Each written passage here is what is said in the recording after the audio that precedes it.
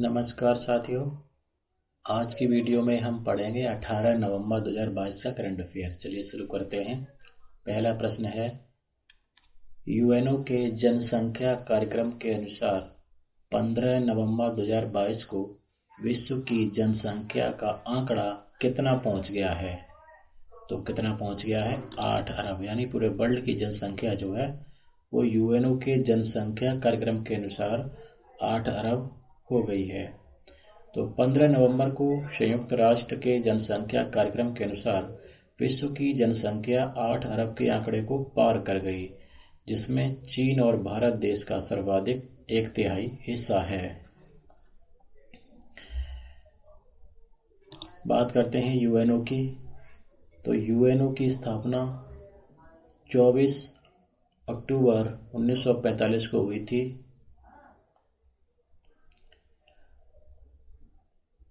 और इस बार जो यूएनओ दिवस मनाया गया है 24 अक्टूबर 2022 को, तो इसकी थीम क्या रही? Building back together for piece and prosperity. UNO के 6 अंग हैं: संयुक्त राष्ट्र महासभा, संयुक्त राष्ट्र सुरक्षा परिषद, आर्थिक एवं सामाजिक परिषद, अंतर्राष्ट्रीय न्यायालय, संयुक्त राष्ट्र सचिवालय और विशिष्ट एजेंसियां जो इसके अंडर में काम करती हैं। यूएनओ का हेडक्वार्टर न्यूयॉर्क, अमेरिका में है। वर्तमान में इसके 193 सदस्य देश हैं और इसके महासचिव जो हैं वो एंटोनियो गुतेरेस हैं। और इसकी आधिकारिक भाषाएं अरबी, चीनी, अंग्रेजी, फ्रांसीसी, रूसी और स्पेनिश हैं। चलिए आगे बढ़ते हैं। भारत में 24 नवंबर को स्वीडिश शिक्षा मेला का आयोजन कहां पर किया जाएगा? तो इसका आयोजन चेन्नई में 24 नवंबर को किया जाएगा। चेन्नई तमिलनाडु की राजधानी है। तो तमिलनाडु के बारे में जानते हैं। वर्तमान मुख्यमंत्री MK स्टालिन हैं। राज्यपाल RN रवि हैं। अब तमिलनाडु से संबंधित करंट अफेयर्स देख लेते हैं। तो तमिलनाडु सरकार द्वारा Kaveri south wild life sanctuary को अभी हाल ही में 17वें वाइल्ड लाइफ सेंचुरी के रूप में मान्यता दी गई है। ये क्वेश्चन इंपॉर्टेंट है। और डॉक्टर जी हेमा प्रभा गन्ना प्रजनन संस्थान की पहली महिला निदेशक अभी हाल ही में बनी है। और तमिलनाडु से संबंधित एक महान व्यक्ति हैं जिनका नाम है चंद्रशेखर वेंकट रमन। इनकी जयंती भी 7 नवंबर को मनाई गई है। और भारत का multi modal logistic park Tamil Nadu में विकसित किया जाएगा। और 24 नवंबर को चेन्नई में स्वीडिश शिक्षा मेला का आयोजन किया जाएगा। अब और कौन कौन से आयोजन हो चुके हैं या होने वाले हैं उन पर नजर डाल लेते हैं। तो आंध्र प्रदेश के विजयवाड़ा में विश्व कुचिपुड़ी नाट्योत्सव का आयोजन अभी हाल ही में हुआ है। और मेघालय में राइजिंग सन वाटर फेस्टिवल का आयोजन हुआ है 3 से 5 नवंबर के बीच। इसका उद्देश्य क्या था? खेल प्रेमी युवाओं को प्रोत्साहित करना, मतलब युवाओं को खेल के प्रति आकर्षित करना, ऐसा कह सकते हैं। कोच्चि में urban mobility India conference and expo का 15वें संस्करण का आयोजन किया गया है। और इंडिया गेम 2022 सम्मेलन के 12वें संस्करण का आयोजन अभी हाल ही में दिल्ली में हुआ है। और छत्तीसगढ़ में जनजाति नृत्य महोत्सव का आयोजन हुआ है। अजमेर में 15वें अंतर्राष्ट्रीय सूफी रंग महोत्सव का आयोजन हुआ है। और दिल्ली में खनिज और धातु उद्योग पर एक अंतर्राष्ट्रीय सम्मेलन का आयोजन हुआ है। और जर्मनी में G7 के विदेश मंत्रियों की बैठक अभी हाल ही में आयोजित की गई। और छत्तीसगढ़ में 1 से 3 नवंबर के बीच जनजाति नृत्य महोत्सव का आयोजन हुआ है। और मध्य प्रदेश में उद्धव उत्सव का आयोजन हुआ है।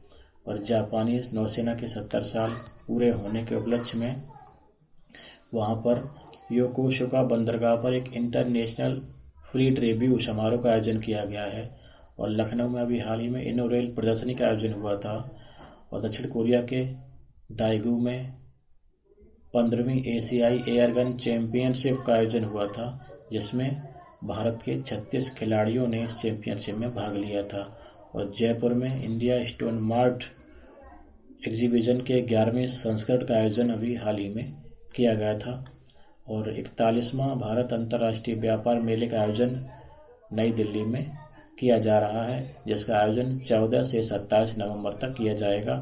इस बार इसका मुख्य विषय क्या है? Vocal for local, local to global. ये क्वेश्चन इंपॉर्टेंट है, इसकी थीम परीक्षाओं में पूछी जा सकती है।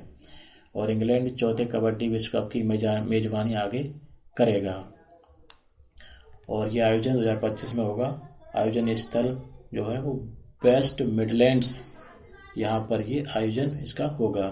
केरल के कोच्चि में IBSA ब्लाइंड फुटबॉल महिला एशियाई चैंपियनशिप 2022 का अभी हाल ही में उद्घाटन किया गया है। अमूर फाल्कन फेस्टिवल का 7वां संस्करण 14 नवंबर को मणिपुर के तामेंगलोंग जिले में आयोजित किया गया। और गृह मंत्रालय आतंकवाद के वित्त पोषण का मुकाबला करने के लिए आतंक के लिए कोई पैसा नहीं, इस विषय पर तीसरे मंत्री स्तरीय सम्मेलन का आयोजन करेगा, यानी आज और कल 18-19 नवंबर को नई दिल्ली में नो मनी फॉर टेरर। और केरल ट्रैक एशिया कप 2022 का आयोजन करेगा। 2023 में महिला मुक्केबाजी चैंपियनशिप का आयोजन भारत में होगा। और यूपी 2023 में खेलो इंडिया यूनिवर्सिटी गेम्स का आयोजन करेगा। और फीफा 2022 जो 20 नवंबर से 18 दिसंबर तक इसका आयोजन होगा, तो वो कतर में किया जाएगा। और 53 भारतीय अंतर्राष्ट्रीय फिल्म महोत्सव, जिसका आयोजन 20 नवंबर से 28 नवंबर के बीच गोवा में किया जाएगा। और 4 नवंबर को अभी दिल्ली के ध्यानचंद नेशनल स्टेडियम में गंगा उत्सव का आयोजन किया गया था, ये इसका 6वां संस्करण था। और भारतीय सेना ने श्रीनगर में पुष्पांजलि समारोह का आयोजन अभी हाल ही में किया था। तो ये थे आयोजन, कुछ होने वाले हैं, कुछ हो चुके हैं। चलिए अगला प्रश्न देखते हैं। बैंक ऑफ इंडिया के गैर कार्यकारी अध्यक्ष के रूप में किसे नियुक्त किया गया है? तो उनका नाम है श्री श्रीनिवासन वरदराजन। आगे बढ़ते हैं। वेस्ट इंडीज क्रिकेट टीम के किस खिलाड़ी ने हाल ही में IPL से संन्यास लेने की घोषणा की है? तो उनका नाम है कैरन पोलार्ड, जिन्होंने अभी IPL से संन्यास लेने की घोषणा की है और ये मुंबई इंडियंस टीम के खिलाड़ी थे। आगे बढ़ते हैं। हाल ही में झारखंड में बिरसा मुंडा उत्कृष्ट विधायक सम्मान वर्ष 2022 के लिए किस विधायक का चयन किया गया है? तो उनका नाम क्या है? विनोद कुमार सिंह। तो विधायक विनोद कुमार सिंह का चयन झारखंड में बिरसा मुंडा उत्कृष्ट विधायक सम्मान वर्ष 2022 के लिए किया गया है। बात करते हैं झारखंड की। तो झारखंड की राजधानी रांची है। मुख्यमंत्री श्री हेमंत सोरेन है। उनकी पार्टी का नाम झारखंड मुक्ति मोर्चा है और राज्यपाल श्री रमेश बैस हैं। अब झारखंड से संबंधित करंट अफेयर्स देख लेते हैं। तो झारखंड ने अभी हाल ही में 15 नवंबर को अपना स्थापना दिवस मनाया था, क्योंकि झारखंड की स्थापना 15 नवंबर 2000 को हुई थी। और विधायक जो है विनोद कुमार सिंह जी का चयन झारखंड में बिरसा मुंडा उत्कृष्ट विधायक सम्मान के लिए अभी हुआ है। अब और कौन कौन से पुरस्कार हाल ही में वितरित किए गए हैं या किए जाने हैं, उन पर नजर डाल लेते हैं ताकि रिवीजन हो जाए। तो ठाकुर चक्रपाणी जो अमेरिकी नागरिक हैं को संगीत क्षेत्र में उल्लेखनीय योगदान के लिए लाइफ टाइम अचीवमेंट अवार्ड से सम्मानित किया गया है। और जर्नलिज्म फॉर पीस अवार्ड सुशील महापात्रा जो NDTV से बिलोंग करते हैं उनको चुना गया है। सच्चिदानंद सिन्हा की 150वीं जयंती के अवसर पर एक सामाजिक संगठन है दीदी जी फाउंडेशन, उसने 51 पत्रकारों को डॉक्टर सच्चिदानंद सिन्हा परिवर्तन मीडिया सम्मान से सम्मानित किया है। और ऑर्डर ऑफ ऑस्ट्रेलिया अवार्ड से अमित दास गुप्ता को भी हाल ही में सम्मानित किया गया था। और अरुणा साईराम को शिवलियर पुरस्कार से सम्मानित किया गया है। और महात्मा गांधी विश्व शांति पुरस्कार यूपी की नेहा सिंह को मिला है। और साहित्य क्षेत्र से सम्मानित एजू थाचन पुरस्कार से सम्मानित होने वाले शख्स हैं A सेतु माधवन। और वाई के सी वाडियारी जो कर्नाटक के, उनको अंतर्राष्ट्रीय कर्नाटक पुरस्कार से सम्मानित किया गया है। श्री लाल शुक्ल स्मृति को साहित्य सम्मान से सम्मानित होने वाले हैं जयनंदन। और भारतीय मुक्केबाज खिलाड़ी परवीन हुड्डा ने अभी हाल ही में ASBC एशियाई चैंपियनशिप के फाइनल में जापान की किटो में को हराकर स्वर्ण पदक पर जीत हासिल की थी। और पेरिस मास्टर्स के फाइनल में डेनमार्क के युवा टेनिस खिलाड़ी होल्गर रूने ने पूर्व विश्व नंबर 1 नोवाक जोकोविच को हराकर पुरुष एकल 2022 पेरिस मास्टर का खिताब हासिल अभी हाल ही में किया है। और UAE में बॉलीवुड अभिनेता शाहरुख खान को ग्लोबल आइकन अवार्ड से सम्मानित किया गया है। और के बिड़ला फाउंडेशन द्वारा लेखक मधु कांकरिया और माधव हांडा को 31वें और 32वें बिहारी पुरस्कार से सम्मानित किया गया है। और हरियाणा राज्य ने अभी हाल ही में India agri business best state का अवार्ड जीता है। और पश्चिम बंगाल के सुलोक मुखर्जी ने डूडल फॉर गूगल 2022 का खिताब जीता है। और कहलगांव बिजली संयंत्र जो कहाँ है, भागलपुर बिहार में, उसको हाल ही में अभी स्वर्ण शक्ति अवार्ड दिया गया है। और बुकर पुरस्कार जो है अभी सेहान करुणा तिलक ने जीता था, उनको इस पुरस्कार से सम्मानित किया गया है। और वर्ल्ड ट्रेवल मार्ट में भारत के केरल राज्य को रेस्पॉन्सिबल ग्लोबल टूरिज्म अवार्ड से सम्मानित किया गया है। और भारतीय मूल के नोबेल पुरस्कार विजेता प्रोफेसर वेंकी रामकृष्णन, जो जिनका जन्म तमिलनाडु में हुआ था, को ब्रिटेन के राजा चार्ल्स तृतीय ने विज्ञान के क्षेत्र में उनके अतुलनीय योगदान के लिए ऑर्डर ऑफ मेरिट से सम्मानित किया है। और टेबल टेनिस खिलाड़ी अचंता शरद कमल को मेजर ध्यानचंद खेल रत्न पुरस्कार से सम्मानित किया जाएगा। और ये पुरस्कार जो है उनको 30 नवंबर को दिया जाएगा। ये क्वेश्चन आने वाली हर परीक्षा के लिए बहुत महत्वपूर्ण है, इसकी 99% संभावना है आने की। और भारतीय मुक्केबाज लवलीना बोरगोहेन ने 11 नवंबर को एशियाई मुक्केबाजी चैंपियनशिप में स्वर्ण पदक अभी हासिल किया है। और राष्ट्रीय खेल पुरस्कारों में 25 खिलाड़ियों को अर्जुन पुरस्कार से भी सम्मानित किया गया है। और ASBC एशियाई एलीट मुक्केबाजी चैंपियनशिप 2022 में शिवा थापा को रजत पदक मिला है। और अमर सिंह को अभी हाल ही में Australian of the year awards 2022 से सम्मानित किया गया था। तो ये थे पुरस्कार और सम्मान। अब आगे बढ़ते हैं, अगला क्वेश्चन देखते हैं। राष्ट्रीय प्रेस दिवस प्रतिवर्ष कब मनाया जाता है? तो ये प्रेस दिवस कब मनाया जाता है? 16 नवंबर को अभी हाल ही में भारतीय प्रेस परिषद द्वारा मनाया गया था। आगे बढ़ते हैं, अगला प्रश्न है, भारतीय ओलंपिक संघ के एथलीट आयोग के अध्यक्ष के रूप में किसे चुना गया है? तो ये चुना गया है मैरी कॉम को। ओलंपिक पदक विजेता मैरी कॉम को भारतीय ओलंपिक संघ के एथलीट आयोग के अध्यक्ष के रूप में चुना गया है। दूसरी तरफ टेबल टेनिस के दिग्गज खिलाड़ी अचंता शरद कमल को निकाय का उपाध्यक्ष चुना गया है। IOC एथलीट आयोग की जिम्मेदारियां ओलंपिक मूवमेंट निर्णय लेने की प्रक्रिया में एथलीट प्रतिनिधित्व को सशक्त बनाना है। ये क्वेश्चन बहुत ही इंपॉर्टेंट है, इसको आप अच्छे से याद कर लें। अब हाल ही में और कौन कौन सी नियुक्तियां हुई हैं उन पर नजर डाल लेते हैं। तो ओलंपिक स्वर्ण पदक विजेता नीरज चोपड़ा को स्विट्जरलैंड पर्यटन ने अपना मैत्री राजदूत नियुक्त किया है। और किशोर कुमार बासा राष्ट्रीय स्मारक प्राधिकरण के नए अध्यक्ष बने हैं। डॉक्टर जी हेमा गन्ना प्रजनन संस्थान कोयम्बटूर तमिलनाडु में उसकी पहली महिला निदेशक बनी है। तो ये आप स्क्रीनशॉट ले लीजिए और इनको नियुक्तियों को याद कर लीजिए। आगे बढ़ते हैं, नीति आयोग का पूर्णकालिक सदस्य किसे नियुक्त किया गया है? तो उनका नाम है अरविंद विरमानी। भारत सरकार ने अरविंद विरमानी को नीति आयोग का पूर्णकालिक सदस्य नियुक्त किया है। विरमानी ने वित्त मंत्रालय में मुख्य आर्थिक सलाहकार के रूप में कार्य किया है 2007 से 2009 तक। उन्होंने फरवरी 2013 से अगस्त 2016 तक मौद्रिक नीति पर RBI की तकनीकी सलाहकार समिति के सदस्य के रूप में भी कार्य किया है। ये क्वेश्चन भी इम्पोर्टेंट है। अब बात करते हैं नीति आयोग की। तो नीति आयोग की स्थापना 1 जनवरी 2015 को हुई थी। इसका मुख्यालय नई दिल्ली में है। वर्तमान में इसके जो पदेन अध्यक्ष हैं वो कौन है? माननीय श्री नरेंद्र मोदी जी हैं। और वर्तमान सीईओ कौन है? श्री परमेश्वरन अय्यर जी हैं। आगे बढ़ते हैं। किस राज्य ने अनुसूचित क्षेत्रों में पंचायत विस्तार, इसको शॉर्ट में पेशा कहते हैं, अधिनियम लागू किया है? तो पेशा अधिनियम लागू करने वाला राज्य कौन सा है?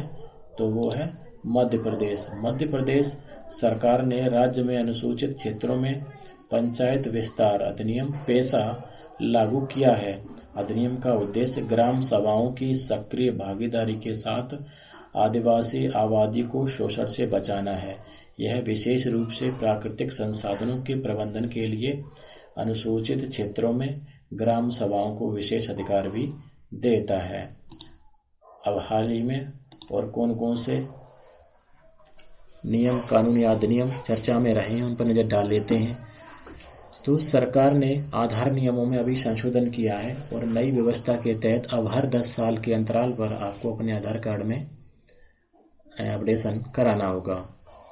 और तमिलनाडु सरकार द्वारा Kaveri south wild life sanctuary को 17वें वाइल्ड लाइफ सेंचुरी के रूप में अभी मान्यता दी गई है। और अभी हाल ही में 103वां संविधान संशोधन जो काफी चर्चा में रहा था, इसका संबंध EWS से है।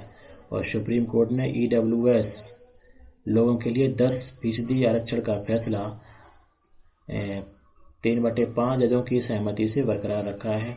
और माननीय सुप्रीम कोर्ट ने बलात्कार के मामलों में 2 फिंगर टेस्ट करने पर पूरी तरह से रोक लगा दी है। अब ये अधिनियम जो है मध्य प्रदेश से संबंधित है, तो मध्य प्रदेश पर नजर डाल लेते हैं। मध्य प्रदेश की राजधानी भोपाल है। मुख्यमंत्री शिवराज सिंह चौहान है। राज्यपाल श्री मंगू भाई पटेल हैं। अब मध्य प्रदेश से संबंधित करंट अफेयर्स का रिवीजन कर लेते हैं फटाफट। तो मध्य प्रदेश ने लड़कियों के लिए लाडली लक्ष्मी योजना 2.0 शुरू की है। और उज्जैन में 22 मार्च 2023 को दुनिया की पहली वैदिक घड़ी भी लगाई जाएगी। स्वच्छ सर्वेक्षण सूचकांक में मध्य प्रदेश सबसे स्वच्छ राज्य बना है। और सबसे स्वच्छ शहर कौन बना है? इंदौर बना है। और मुख्यमंत्री बाल आशीर्वाद योजना भी MP सरकार द्वारा शुरू की गई है। और हिंदी में मेडिकल और इंजीनियरिंग की शिक्षा देने वाला पहला राज्य बना है। और मध्य प्रदेश ने मुंबई को हराकर अभी हाल ही में रणजी ट्रॉफी जीती है। और मध्य प्रदेश में उद्धव उत्सव का आयोजन अभी हाल ही में किया गया था। आगे बढ़ते हैं। नासा का आर्टेमिस 1 मून मिशन कब लॉन्च किया गया? तो इसकी कब लॉन्च किया गया? 16 नवंबर को लॉन्च किया गया। और इसका कुल खर्च जो है वो कितना होगा? $93 बिलियन तक का खर्च आएगा। अब कौन कौन सी चीजें अभी लॉन्च की गई हैं उन पर नजर डाल लेते हैं। तो ओलंपिक पदक विजेता PV सिंधु ने वर्ष 2022 के लिए फिट इंडिया मूवमेंट की फिट इंडिया स्कूल वीक पहल के लिए शुभंकर, तूफान और तूफानी लॉन्च किया है। और हरियाणा राज्य के मुख्यमंत्री ने ई-उपहार पोर्टल और CM डैशबोर्ड अभी हाल ही में लॉन्च किया है। और चीन ने अपने अंतरिक्ष स्टेशन के लिए मैंगटियन नामक लैब मॉड्यूल लॉन्च किया है। और अब तक का सबसे शक्तिशाली रॉकेट फाल्कन हैवी जो है वो अपने भारत द्वारा लॉन्च किया गया है।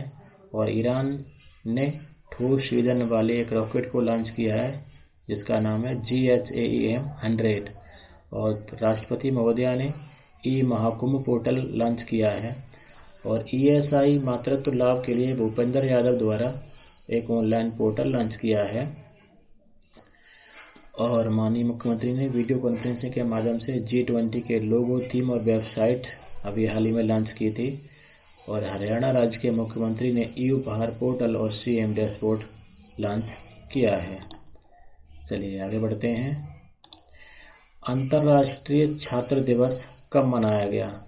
तो ये कब मनाया गया? 17 नवंबर को मनाया गया। और ये क्यों मनाया जाता है? तो 1939 में नाजियों द्वारा शहीद हुए कॉलेज के छात्रों को श्रद्धांजलि देने के लिए मनाया जाता है। आगे बढ़ते हैं। कौन सा भारतीय माइक्रो ब्लॉग विश्व का दूसरा सबसे बड़ा माइक्रो ब्लॉग बन के उभरा है? तो उसका नाम है कूएप।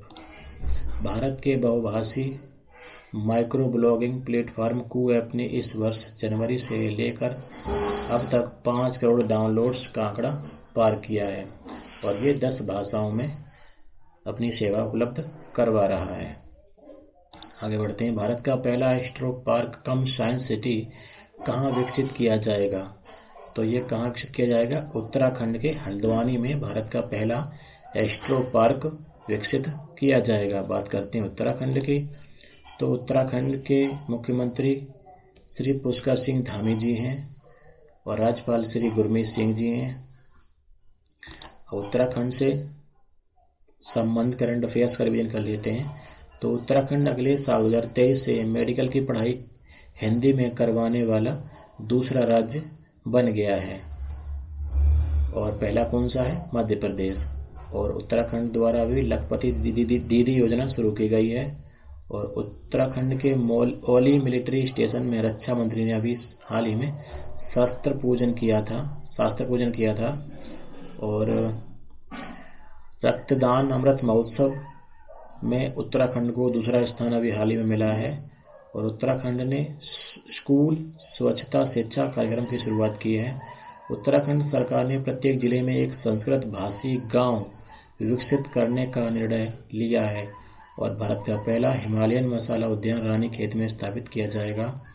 उत्तराखंड के हल्द्वानी में भारत का पहला एस्ट्रो पार्क विकसित किया जाएगा। आगे बढ़ते हैं। हाल ही में अभिजीत बोस ने अपने पद से इस्तीफा दे दिया। वे किस कंपनी के इंडिया हेड रहे? तो वे किसके इंडिया हेड थे? वे व्हाट्सएप के हेड थे। इंडिया की जो शाखा है उसके हेड थे। उन्होंने अपने पद से हाल ही में इस्तीफा दे दिया है। हाल ही में किस पूर्व अमेरिकी राष्ट्रपति ने 2024 का राष्ट्रपति चुनाव लड़ने की घोषणा की है? तो ये बहुत ही चर्चित व्यक्ति रहे हैं, डोनाल्ड ट्रंप।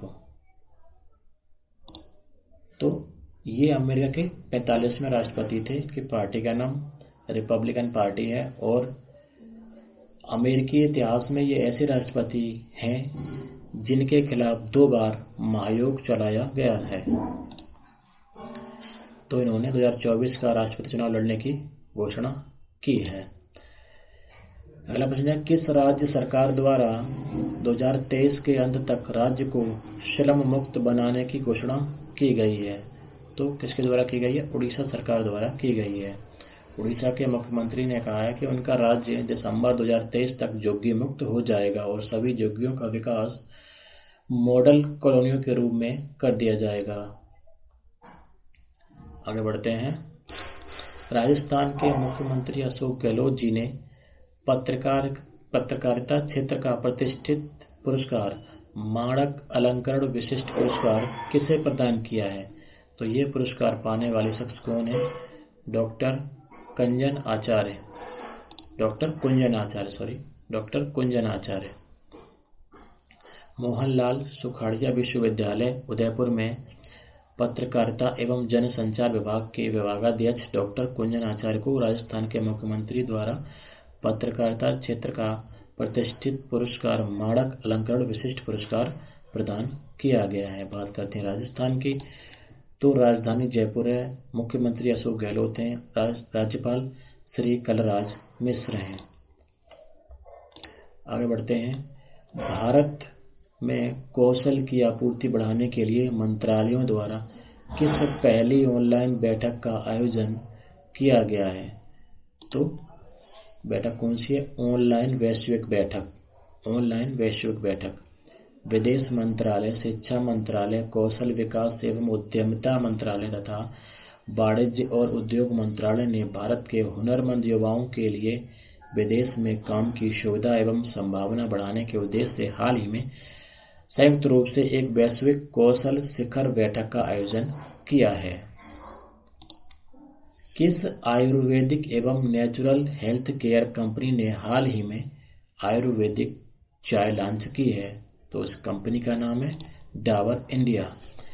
तो डाबर इंडिया लिमिटेड ने हाल ही में डाबर वैदिक टी के साथ प्रीमियम ब्लैक टी मार्केट में प्रवेश करने की घोषणा की है। अगला प्रश्न इंपोर्टेंट है। हाल ही में जलवायु परिवर्तन प्रदर्शन सूचकांक 2023 में भारत को कौन सा स्थान मिला है? तो भारत को जो है 8वां स्थान मिला है। और सबसे अंतिम स्थान किसे मिला? ईरान को मिला 63वां। और ये 63 देशों की रैंक जारी की गई थी, इसमें 63 देश शामिल थे। अब कुछ सूचकांक के बारे में और क्वेश्चन देख लेते हैं। तो Forbes world's best employment ranking 2022 में रिलायंस इंडस्ट्रीज ने टॉप 100 में अभी स्थान बनाया था। और शिक्षा मंत्रालय द्वारा अभी हाल ही में परफॉर्मेंस ग्रेडिंग इंडेक्स 2021 जारी की गई थी। और स्वच्छ सर्वेक्षण सूचकांक 2022 में सबसे स्वच्छ शहर इंदौर बना है और सबसे स्वच्छ राज्य मध्य प्रदेश बना है। और पब्लिक अफेयर्स इंडेक्स में हरियाणा को शीर्ष स्थान मिला है। आगे बढ़ते हैं। हाल ही में मेटा इंडिया की वाइस प्रेसिडेंट कौन बनी है? तो इनका नाम है संध्या देवनाथन, जो मेटा इंडिया की वाइस प्रेसिडेंट बनी है। फेसबुक की पेरेंट कंपनी मेटा ने भारत में मेटा इंडिया के उपाध्यक्ष के रूप में संध्या देवनाथन को नियुक्त किया है। यह वर्तमान में एशिया प्रशांत के लिए मेटा के गेमिंग वर्टिकल की हेड हैं। तो दोस्तों ये थे आज के करंट अफेयर्स के प्रश्न। कल फिर मिलते हैं, तब तक के लिए नमस्कार, जय हिंद, जय भारत।